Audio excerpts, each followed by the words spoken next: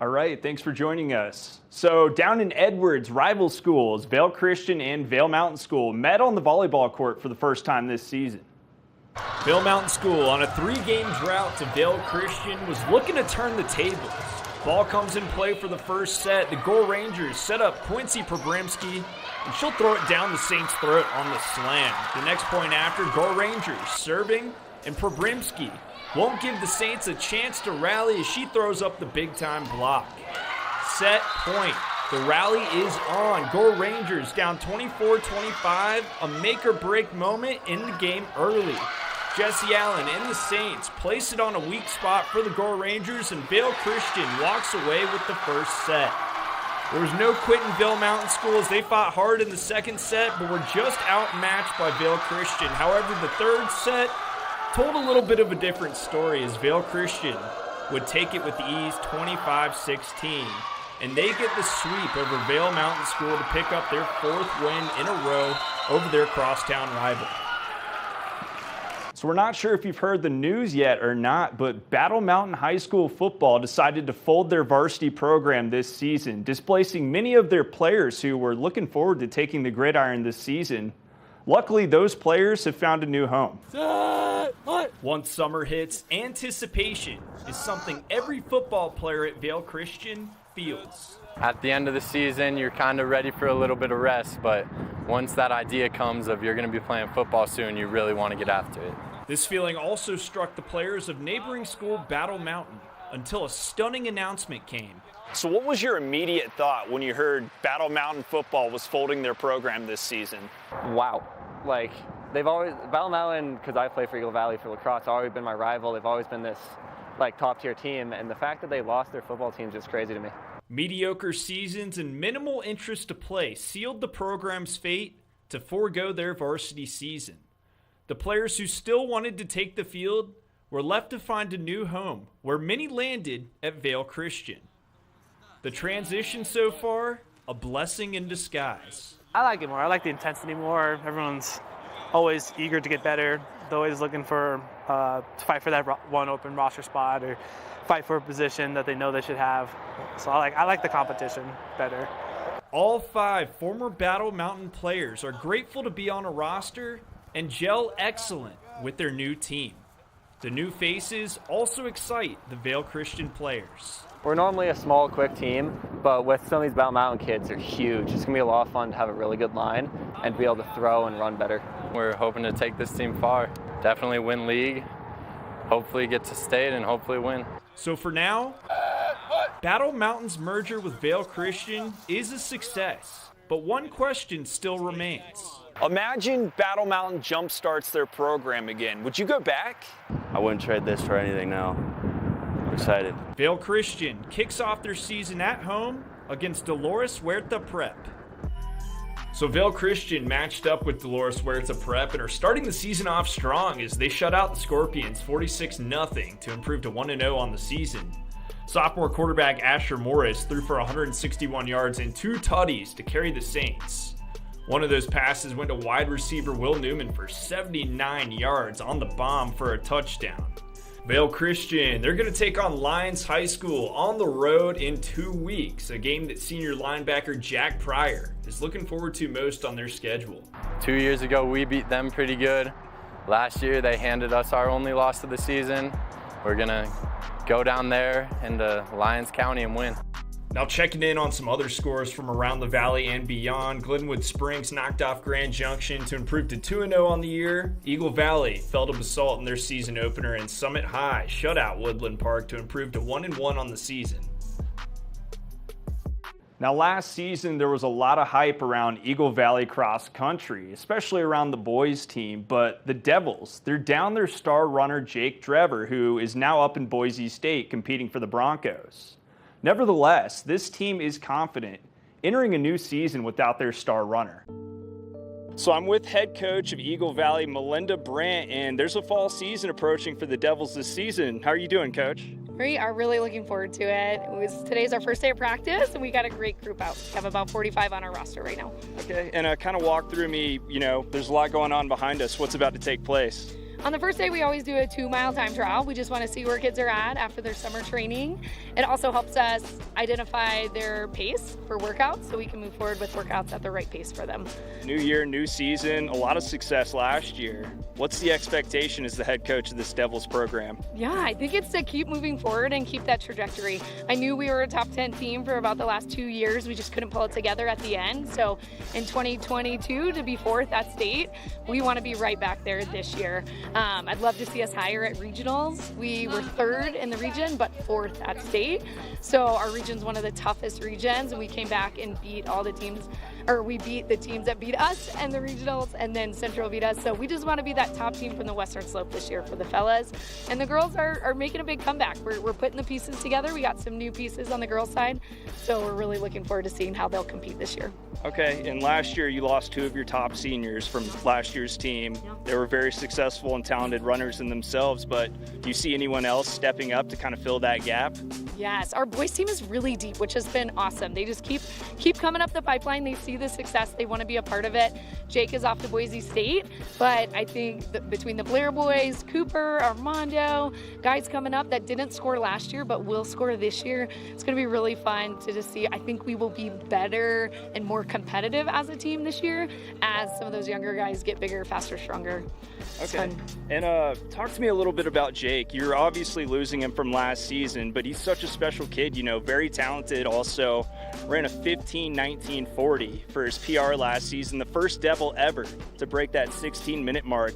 How special was it to coach a kid like Jake who was just so talented? He was great. He did all the little things right, and as he got older, he started to just keep getting stronger and really dug into the little pieces. So I think our kids see that. They see that one of their peers did something really special, broke 16 not just once, but 6 times over the season. And so it wasn't just a fluke run. He just kept throwing down awesome times. So to have the other guys see them, and they know they want to go out after that. So now that 16's been broken, I think the kids are just going to keep going after that. So I think we could have 3 or 4 guys under that mark this year, which would be phenomenal. Well, not under his school record, but under 16. I think I would not be surprised by that. That's kind of the goal for them. So yeah. Okay, awesome. And you guys, your best finish ever in program history was 11th. Last year, you guys go to states and blow that out of the water with 4th. With that finish, what do you think's the expectation there? Like, could you go back to states this season? You just talked about some new talent there that may be able to fill in for Jake as he's gone this year. But what's kind of the expectation there? Do you want to get back up to 4th place or maybe even improve on that mark? Yeah, I think cross country is interesting, right? Because I can't control what the other teams are doing. We can just control how much work we're putting in. And so our guys are ready to put in the work. They're ready to gel. Just a few weeks ago, we won the National High School Trail Championships with some of the guys that are returning. Jake was a part of that team too, because they get to have returning or graduated kids on those programs too. But Eagle Valley is put their name on the map again right away as the first big summer competition for the cross-country athletes. So we're really proud of those guys for going out there and doing that over the summer. So I think it's just gonna build and build and build, and we just have guys that keep stepping up, which is phenomenal. We have freshmen that are coming in that are already making some noise that are kind of surprises for us right now. So we have seniors, juniors, sophomores, freshmen that I think will all be a part of the varsity roster, and that have all had experience. Jackson Fillmore's coming up, and he's already had multiple years of varsity experience, and so it's just really fun to see the depth of our boys program and just to be strong year in and year out. But last year was really the culmination of a lot of years getting put together to finally get 4th. So it was just fantastic. The guys were stoked, and I think we can be right back there. Just kind of have to see how we compete with the other teams in the state and some of the big dog teams. We got some big races this year. Well, we'll get to see them. We have Liberty Bell on our schedule. Our first race is in the Front Range, so we get to see that. We'll get to run Junction twice this year, so we'll have the speedy times flowing for that. And then we're going to go to Indiana this year for an out-of-state race at the Nike Twilight Meet there, so they'll get to see some out-of-state competition too. So that'll be awesome. Okay, awesome, Coach. And like we talked about earlier, a lot of firsts for this team last season. What first do you see for this cross-country boys program this season, maybe on the horizon? That's a good question. I don't know. I think just having a stronger pack of guys that are all ready to take kind of that next step. So like I said, 3 or 4 guys maybe going under 16 because it's been done. Now they can chase it. So I think Jake just paved the path and other guys paved the path before Jake. So it just keeps elevating like each year, which I think is just a really great quality about our program. And on the girls side, they've seen kind of the fast girls come through, but with Ellie qualifying last year and then now having multiple girls who I think can chase her down, it's going to be really fun to see how strong they get too. Okay, and Coach, we've talked a lot about times. You know, we've talked about Jake in the past, breaking that 16-minute mark, and maybe what some of the boys can do this season for this team to get back to that 4th spot at states or even higher. But, you know, there's a lot going on in your head with all that conjumbled in there at the same time, but I'm breaking it down easy for you right now. What are you looking forward to, just plain and simple, the most this season? Oh, man, I just love seeing kids grow. I think that is one of my favorite things. Seeing them come together as a team, seeing them find a place in the school. Eagle Valley's over 1,000 kids now, so when kids find a home with our cross-country team, that just really fuels me to say, hey, you know you're welcome here. You know you're going to grow here. I said our word for today, even on the first day of practice, is just growth. Don't focus on how hard this 2-mile may seem on day 1, but we're gonna grow. We're gonna get better.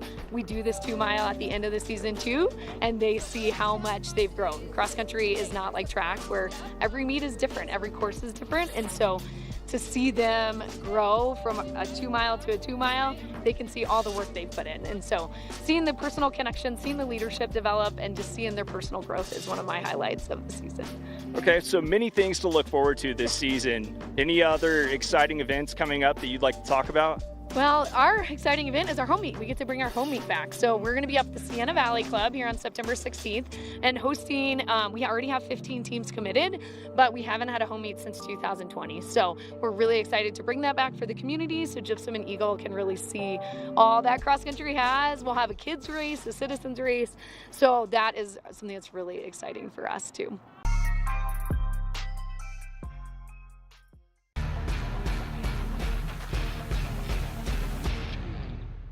Do you love the outdoor lifestyle? Make sure you tune in every day at 8 p.m. to catch Scoreboard Nation. It's an outdoor lifestyle show dedicated to your 3 favorite mountain towns, Vail, Beaver Creek, Park City, and Reno, Tahoe. Join us for an incredible venture. Find us on TV8 Vail, Park City Television, or at thescoreboardnation.com. We can't wait to see you there.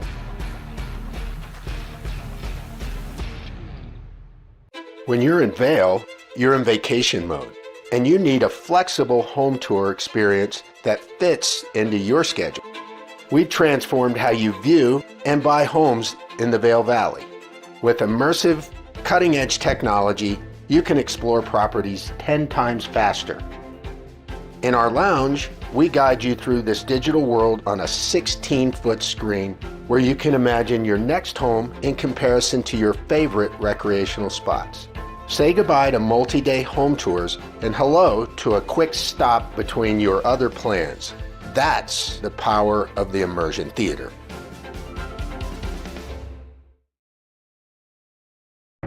Experience the beauty of fall on the rails of the Leadville Railroad. Take in the cool mountain breeze as you climb to 11,000 feet to watch the vibrant reds, oranges, and golds of fall come alive.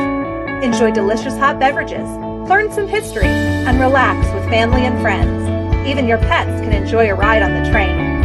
Offering daily trips, the weekend specials sell out fast. To secure your seat, book today at leadvillerailroad.com. Did you know that all Eagle County residents and visitors can get a free Eagle Valley Library District card? All you need is a photo ID. You get our online databases and resources, free music, free streaming, all from wherever you have internet access. Free audiobooks and e-audiobooks straight to your phone. Go into your Eagle Valley Library District branch today and get your library card.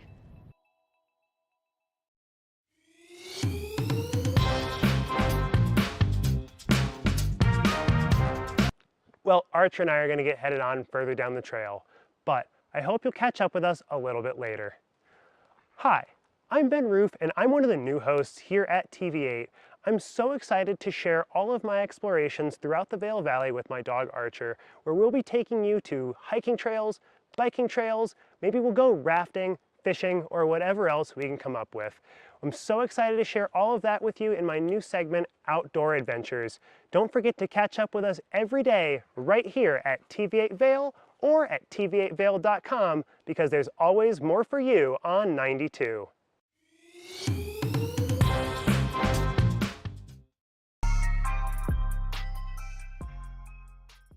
So down in Leadville, our friend Mae Jackson completed her first ever Leadville 100 on her third attempt. Ben Roof caught up with Jackson to see how she's doing post-race. We are here with Mae Jackson, who we spoke to last week about her Leadville 100 race that happened over the weekend. And how did things go, Mae? Things went well. I finished. I didn't hit my personal goal time, but I hit my overall goal time of finishing under 12 hours. My finish time was 11 hours and 42 minutes, which is a really long time on the bike, but it's much better than being on the bike for 12:46, so much improved. So how did your expectations of the race this past weekend match up to the realities? Were there any things that you encountered that you didn't expect? Were there any things that were unusual, anything like that? This year, the race went really well. I really didn't have any big issues during the race. I didn't break a rim, which that made me really happy. Weather cooperated so well. It was slightly overcast for most of the race. Luckily, the pace I rode at, it kept me out of any of the rain that occurred on course. My crews out there nailed it. I got to see my bike coach on the way back in the last 30 miles. And a friend of mine who lived up in Leadville actually kind of helped coach me through the last mile. It was really, really a great experience. And I got so lucky. I didn't have any mechanicals. I didn't have any issues on course. So it went really well. We managed to catch you riding through at the pipeline stop, and at that point it seemed like things were doing really well. It seemed like you were really in high spirits, but I imagine that things could have changed if you'd gotten rained on real bad, or if you'd ended up having a really rough last couple, 10 miles or so. Tell me about that last little bit of the race. Like, how did you push through and dig deep to find that extra grit you needed to finish? Definitely towards after pipeline, it gets really hard. You've got that power line climb, and that the first year I raced Leadville was really where I hit a struggle point. Like, I got off my bike that year. I wanted to throw my bike back down the hill and just kind of quit and give up. Luckily, I didn't that year, and this year, just due to having slightly better nutrition and hydrating better, like, I was really able to keep pushing through and just kind of dig down. My body was hurting at that point, but it's, you're so close to the finish line and it's there. And my timer on my computer, like, I knew I could make that finish in under 12 hours. And so it was just really looking inside, digging deep, and just continuing to turn those pedals. And seeing my bike coach towards the top of Carter Hill really, really helped. Seeing him and his family it's kind of the icing on the cake and just really a special moment for me. Well, I would imagine that both having that team to help motivate you really helps get you through that last mile, last 10 miles, last 30 miles, depending on how long the race is. But Absolutely. One thing I would imagine that a lot of people don't necessarily think about is nutrition, and how big of impact nutrition can have on an endurance race like that.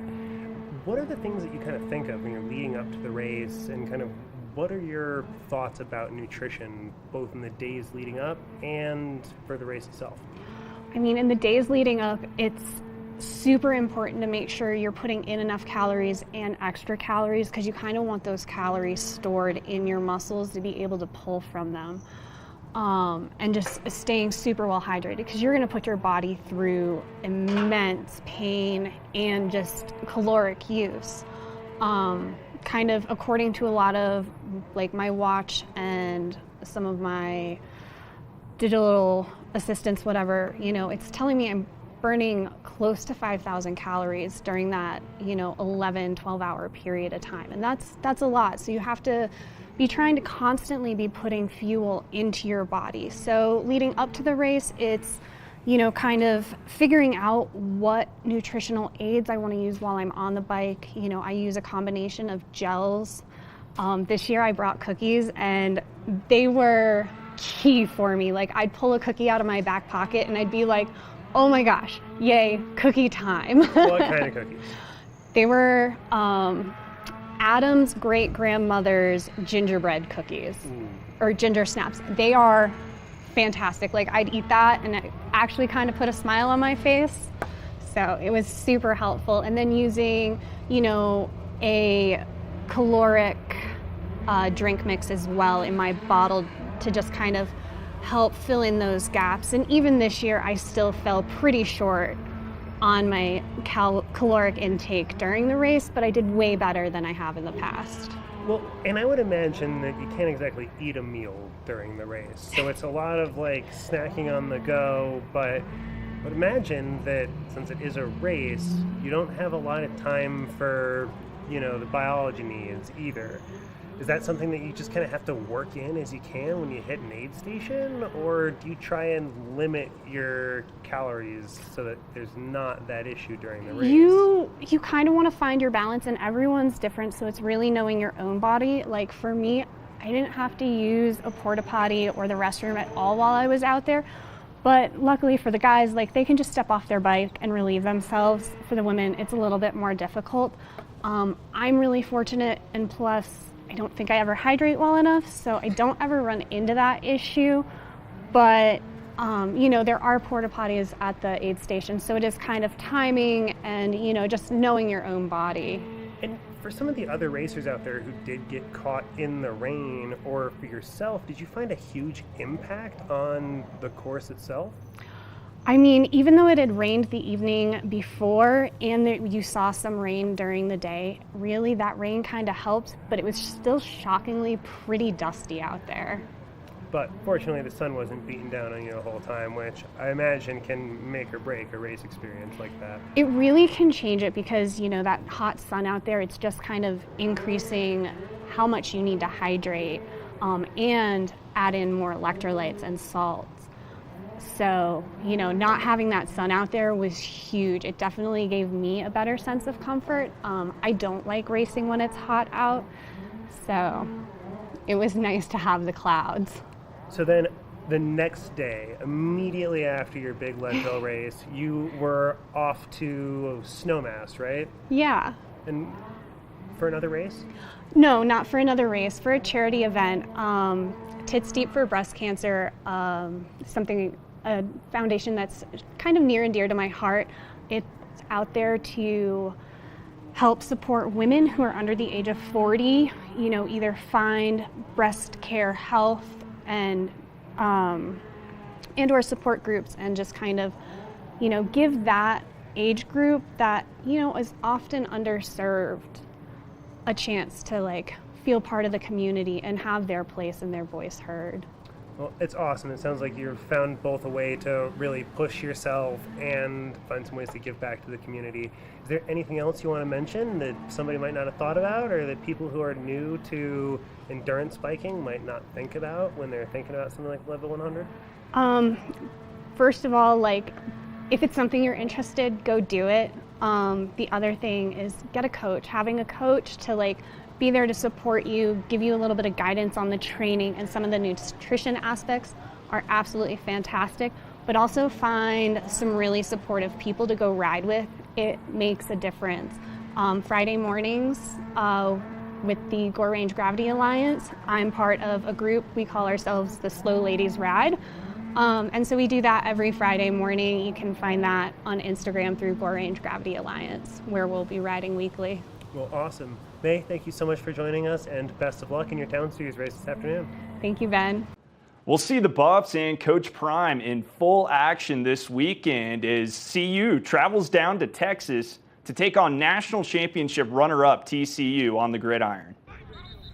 Once Prime took over the helm, expectations began running high in Boulder after going 1-11 just a season ago. Defensive lineman Shane Koch says the defense is coming together well a week ahead of their matchup with the Horned Frogs.